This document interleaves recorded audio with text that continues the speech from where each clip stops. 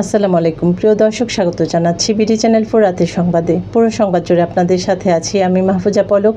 শুরুতেই জানিয়ে দিচ্ছি আলমগীর হোসেন সিটি সংবাদ শিরোনাম।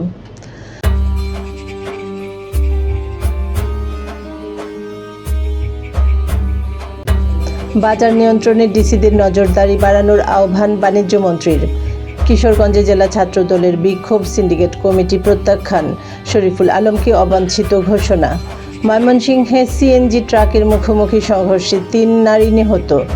হোসেনপুরে কলেজ ছাত্র ইমন হত্যার বিচার দাবিতে বিক্ষোভ ও সড়ক অবরোধ। ঈদে আদর পূজার নাকফুলের কাব্য। পশ্চিমবঙ্গে ইতিহাস গড়তে চলেছে বিজেপি, বড় পরাজয়ের মুখে তৃণমূল। 1.5 বছর পর টেস্ট ক্রিকেটে ফেরা নিয়ে উচ্ছ্বসিত তাসকিন। এবার সিটিলে বিস্তারিত সংবাদ।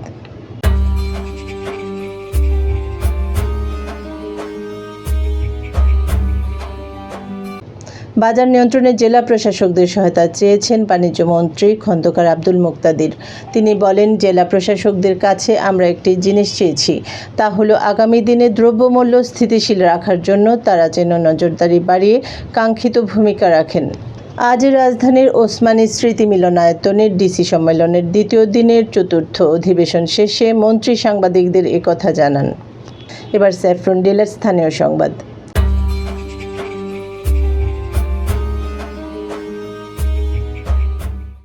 কিশোরগঞ্জে নবগঠিত জেলা ছাত্রদল কমিটিকে কেন্দ্র করে ত্যাগী নেতাকর্মীদের মধ্যে অসন্তোষ দেখা দিয়েছে।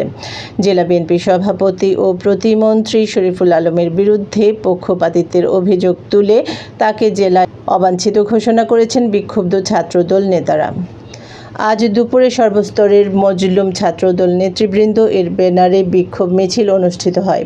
মিছিলটি শহরের প্রধান সড়ক প্রদক্ষিণ করে গৌরাঙ্গ বাজার মোড়ে এসে সংক্ষিপ্ত সমাবেশের মাধ্যমে শেষ হয়। ময়মনসিংহের মুক্তাগাছায় সিএনজি চালিত অটোরিকশা ও ট্রাকের মুখোমুখি সংঘর্ষে 3 নারী নিহত হয়েছেন। আহত হয়েছেন আরও 3 জন। নিহতদের কারো পরিচয় জানা যায়নি। আজ দুপুর 12টার দিকে ময়মনসিংহ টাঙ্গাইল মহাসড়কের কুমারগাতা সমিতিঘর এলাকায় এই দুর্ঘটনা ঘটে। কিশোরগঞ্জের হোসেনপুরে কলেজ ছাত্র তরিকুল ইসলাম ইমন হত্যার বিচার দাবিতে 2য় দফায় বিক্ষোভ মিছিল ও সড়ক অবরোধ কর্মসূচি পালন করেছে ভুক্তভোগী পরিবার ও এলাকাবাসী। আজ দুপুরে বিক্ষোভ মিছিলটি হোসেনপুর মডেল মসজিদ এলাকা থেকে শুরু হয়ে উপজেলার প্রধান সড়ক প্রদক্ষিণ করে পরে বিক্ষুব্ধ জনতা হাসপাতাল মোড়ে অবস্থান নিয়ে টায়ার জ্বালিয়ে প্রায় 2 ঘন্টা সড়ক অবরোধ করে রাখে। এবার বেলিফুল ক্যাফে এন্ড রেস্টুরেন্ট বিনোদন সংবাদ।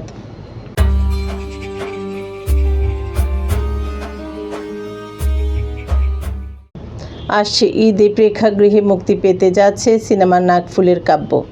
আলোক হাসান পরিচালিত এই সিনেমায় প্রথমবারের মতো জুটি বেঁধে অভিনয় করেছেন আদর আজাদ ও পূজা চেরি। বেঙ্গল মাল্টিমিডিয়া লিমিটেডের প্রযোজনায় নির্মিত সিনেমাটির গল্প ও সংলাপ লিখেছেন ফেরারি ফরহাদ। নির্মাতা জানান, সমাজের রক্ষক বা মোড়লদের রক্তচক্ষু উপেক্ষা করে একসময় প্রেম ও বিরহের গল্প উঠে এসেছে সিনেমাটিতে। এবার জীবনদীপ হেলথ সেন্টার আন্তর্জাতিক খবর।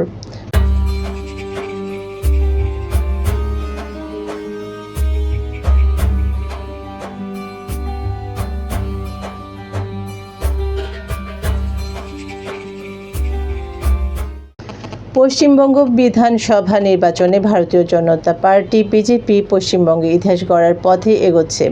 স্বাধীনতার পর এই প্রথম রাজ্যে বিজেপি সরকার গঠনের সম্ভাবনা তৈরি হয়েছে। অন্যদিকে প্রায় 15 বছর ধরে ক্ষমতায় থাকা তৃণমূল কংগ্রেস বড় পরাজয়ের মুখে। এটি এমন এক নির্বাচন যা অনুষ্ঠিত হয়েছে বিশেষ নিবিড় সংশোধনের মাধ্যমে বিপুল সংখ্যক ভোটার বাদ দেওয়ার পর। এবার জাপান এডুকেশন বিডি খেলার খবর।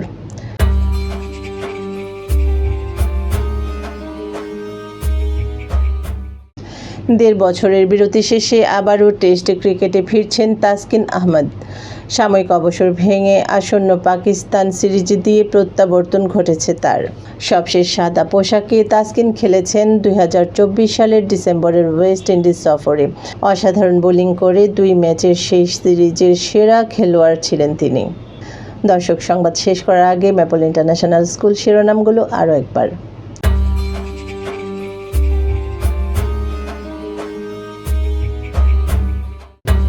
বাজার নিয়ন্ত্রণে ডিসিদের নজরদারি বাড়ানোর আহ্বান বাণিজ্য মন্ত্রীর। কিশোরগঞ্জে জেলা ছাত্রদলের বিক্ষোভ, সিন্ডিকেট কমিটি প্রত্যাখ্যান, শরীফুল আলমকে অবাঞ্ছিত ঘোষণা। ময়মনসিংহে সিএনজি ট্রাকের মুখোমুখি সংঘর্ষে 3 নারী নিহত। হোসেনপুরে কলেজ ছাত্র ইমন হত্যার বিচার দাবিতে বিক্ষোভ ও সড়ক অবরোধ। ঈদে আদর পূজার নাকফুলের কাব্য। পশ্চিমবঙ্গে ইতিহাস গড়তে চলেছে বিজেপি, বড় পরাজয়ের মুখে তৃণমূল। 1.5 বছর পর টেস্ট ক্রিকেটে ফেরা নিয়ে উচ্ছ্বসিত তাসকিন। দর্শক, এই ছিল বিডি চ্যানেল 4 রাতের সংবাদ। সকলকে পরবর্তী সংবাদ দেখার আমন্ত্রণ জানিয়ে এখানেই শেষ করছি।